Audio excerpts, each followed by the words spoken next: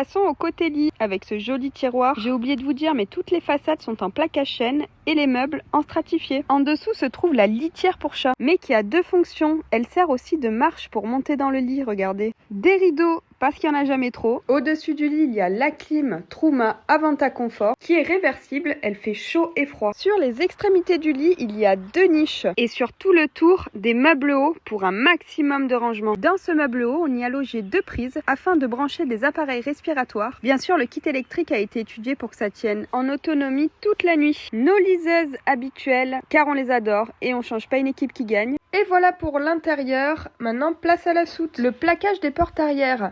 On pourrait croire que c'est un plaquage ordinaire, mais non. Nous les avons en fait recouverts de Raptor blanc pour que ça soit résistant aux projections d'eau, car il y a la douche extérieure juste à côté. Elle se fixe comme ceci, le calibotti pour avoir les pieds au propre quand on se douche, et en dessous, le porte-savon, pareil, recouvert de Raptor, donc 100% étanche. Allez, maintenant je vous montre les coins techniques.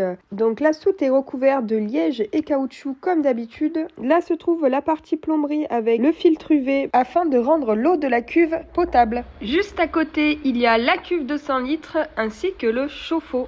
Pour faire fonctionner tout ce beau monde, vous vous doutez bien qu'il faut un kit électrique conséquent. Il est composé d'un Multiplus 3000, de deux batteries lithium 200 ampères chacune, un MPTT pour le solaire, l'Orion XS pour la recherche par l'alternateur et le Cerbo GX pour faire fonctionner le GX Touch. Donc on l'a bien mis sous cloche pour que les gens admirent la beauté de l'installation de Rémi, notre électricien. Ici c'est la partie où il faut garder un accès contrairement à l'autre côté. Donc il y a les disjoncteurs, les portes fusibles, les coups de circuit et tutti quanti. On finit ce van tour avec la moustiquaire et la bâche qu'on peut installer entre les deux portes pour être caché lorsqu'on se douche à l'extérieur. C'est la fin, j'espère que cet aménagement t'a plu. Nous en tout cas, ça a été l'un des plus gros projets pour l'atelier au vu de tous ces équipements intérieurs et extérieurs. À bientôt!